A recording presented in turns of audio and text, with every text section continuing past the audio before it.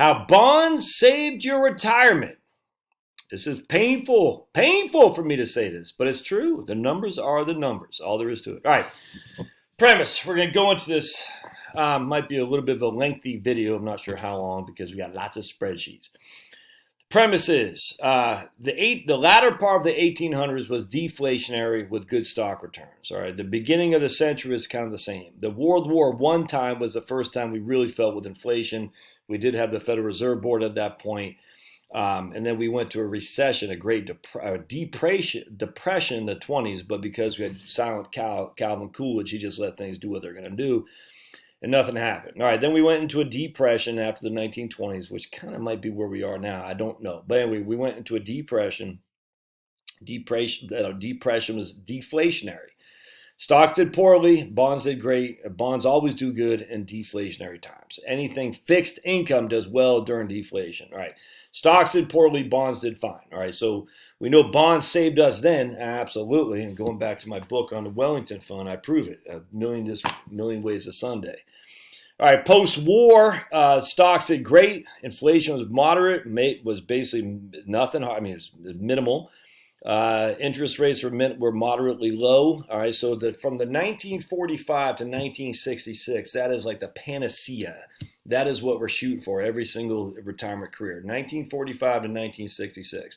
Good stock returns, minimal inflation, decent enough, but not over the top bond interest rates. So that right there is I'm telling you, that's what you shoot for. 1966 and 1982, everything changed. So 1966 and 1982, that's when we started getting massive inflation for the first time ever, other than the world wars. We started getting massive inflation and increasing interest rates to deal with that massive inflation. Stocks did relatively poorly back then, not quite as bad as the Great Depression, but they did poorly. Inflation was like nothing we've ever seen in the United States, and probably like nothing we will ever see again. And that was the time. It was like, man, what worked during that time? Because if you can make it work during that time, you're going to be in a good place. 1982 to 1999 was the exact opposite of that. Interest rates are going down, stocks are going up. Right. So the 1966 to 1982, stocks were basically flat. Interest rates and inflation were going up. 1982 to 1999, stocks were freaking gangbusters and interest rates were going down, which meant bonds were going up as well.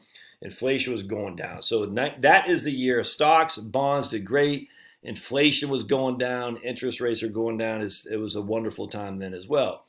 The aughts were the exact opposite. Low inflation, lower interest rates. Interest rates are dropping, low inflation, and stocks are getting crushed.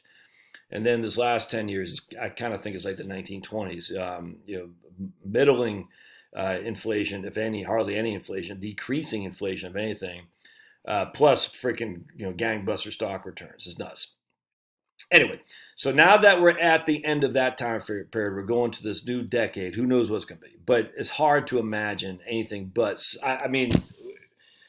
I don't know if it's going to be inflation. I have no idea. But when the government is spending $1.9 trillion, this just goes back to the arguments I made in 2009. I can't believe I'm repeating myself here, which did not come to fruition.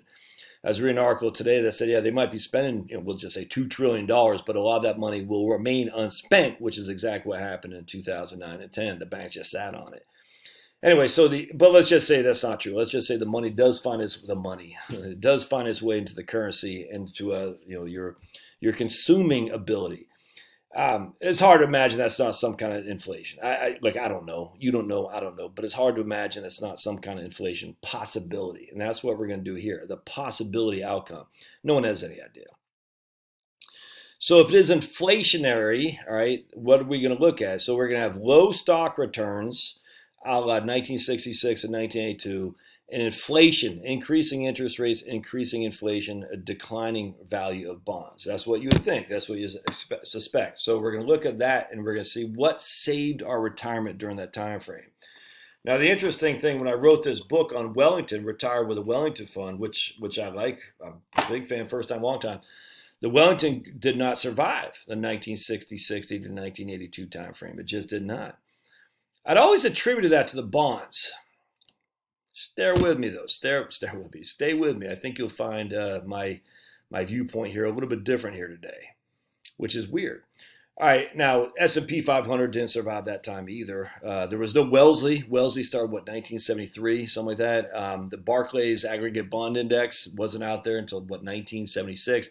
The only bond fund that really goes back that one, there's a couple, but the only one that's really kind of somewhat notorious, I guess, and not a bad way, was the Putnam Income Fund. 1954, great fund. And they got these two owls. Don't go near windmills. Stay away from windmills, owls, because windmills will destroy you. And this fund goes back to 1954. There's really no other bond fund of any prominence that you can find that goes back beyond the early part of the 1970s. And I want to start in 1966. I'm telling you, that's my time frame of the inflationary, increasing interest rates, stock market just being flat. And we're going to see what survived it. So let's dive into this. It's actually interesting as all can be, and something that shocked me. I'm not going to lie to you. So what I did is I just took all these numbers from the PIMCO fund, from the Yahoo Finance. I literally just sat there and typed them in one by one by one. Kind of a pain. But what you'll see is this goes back to 1955, and if you put $100,000 in this bond fund and never touched it again, it'd be worth, I don't know, $3 million, no, more than that today, $9 million today. All right, so we're looking pretty. But that's not what we're trying to accomplish. What we're trying to say is what happens if we put in $100,000 in the beginning of 1966, if we were retired, and we taken $5,000 out the first year and adjusting that each year with inflation. I just want to see what stayed above water during inflationary times. So again, we're having increasing interest rate time, increasing cost of living, i.e. inflation, in a middling to low stock time. What happened? So what happens is we start with $100,000. We put in the PIN-CX. First year we're down 6.5% roughly. $100,000 minus 6.5% leaves us with $93,000. But we had to take out 5,000 times whatever the inflation amount was. So we had to take out 5,143. So we started with 100, we lost 6%, we had to take out $5,100. We ended the end of year at $88,000. All right, so the end of year, $88,000. So we take this $88,000 the next year, times it by the 15% that the fund made, and that left us with $108,000. But now we got to take out the inflation adjusted $5,000. In this case, it's $5,302. So after year two, we're up to $102, and then we do the same thing. So by the time 1969 rolls around, we got 4 years under our belt, and we're down to $95,000. All right, but we had 2 bad years, -18, -6, and 2 good years, +15, plus another 15. So we're basically back to even, not knowing what the market is going to do over the next 10 years.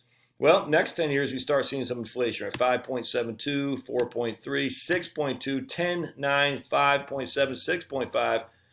And what happens is, the bonds 7.65, 13.75, 10.58. Here, the 73 and 74 decline, -2, -7.5.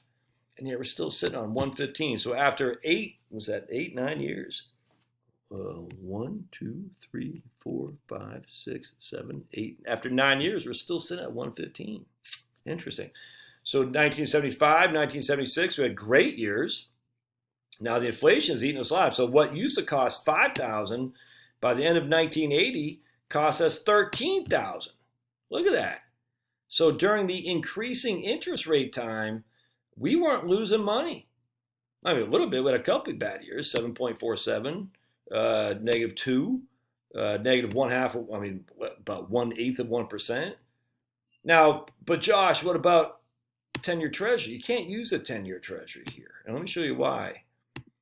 Because the 10-year Treasury, if you go back to 1966, was paying 4.61. The reason you can't use that is because unless you bought the 10-year Treasury, which no one did as your bond side, it doesn't change. It's 4.61 for the next 10 years. That means you're only getting $4,610, which isn't enough because we have to dip into principal. Now, you could do that, but you don't do it by selling your Treasury. You can't do that. You can't proportionally sell a 10-year Treasury. So what happens is the 10-year Treasury has no negative years at all. It's always positive. Always gives you more money than what you had the year before. Now, net of inflation, no, but it's always positive. But unfortunately, 4.61 wasn't keeping up with inflation. So we fast forward to 1975 when the 10-year Treasury matured, we're getting 7.5. But again, that's all we're getting. From 1966 to 1975, we got 4.61. From 1975 to 1984, we got 7.5. You could do that, but it's not realistic because no one does it. You literally cannot sell $5,000 worth of your 10-year treasury. It doesn't work like that. So we got to use a bond fund. And actually, this works in our advantage here, which again, is somewhat surprising. Because even though the 10-year treasury never had down years, even though the bond fund was down 6, 2, 18%, 8%, well, it also did better than 4.6 or whatever it was, 15, 14, 7, 13, 10, 17, 20. See what I'm saying? So it worked for our advantage here in a bond mutual fund as opposed to 10-year treasury. It's just interesting. You can't use 10-year treasury to say, hey, this is what my bond funds would have done. So when all said and done, after 1982, we had $254,000 left, even though we're pulling 3 times what we initially did just with that 16 years previously. So inflation, how much we needed, tripled over those 16 years. And our portfolio value didn't triple, but it went up by 2.5 times, even after taking out freaking all this money. Let's go some here. Even after taking out, was that right there? $150,000. It's crazy, man. So basically, our income plus principal quadrupled while the cost of living tripled. So the bond saved us. It's crazy, but we're not done yet. Check this out. Let's go back to, then we'll say, okay, I want to go back to, we're going to go by my man Daniel Kuhlburst in the 55e.co to get his spreadsheets, 55e.co. I said, okay, what happened if we just had the S&P 500 from 1966 to 1982 and everything else we did the same? We took 5% a year out, adjusted for inflation. We ran out of money right there in 1984. We had no money left. So we were able to survive 1982, but we had no money left by 2 years later. We only had $22,000 at the end of 1982. And the reason was because right here, we started with 10% down, which is 40% more than the bonds. But then we got 8% down. Again, the bonds were down 18.86%.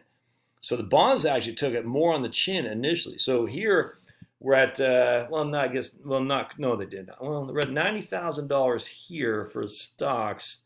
What were we in the bonds? Hold on just a second. Yeah, I think we're at 95.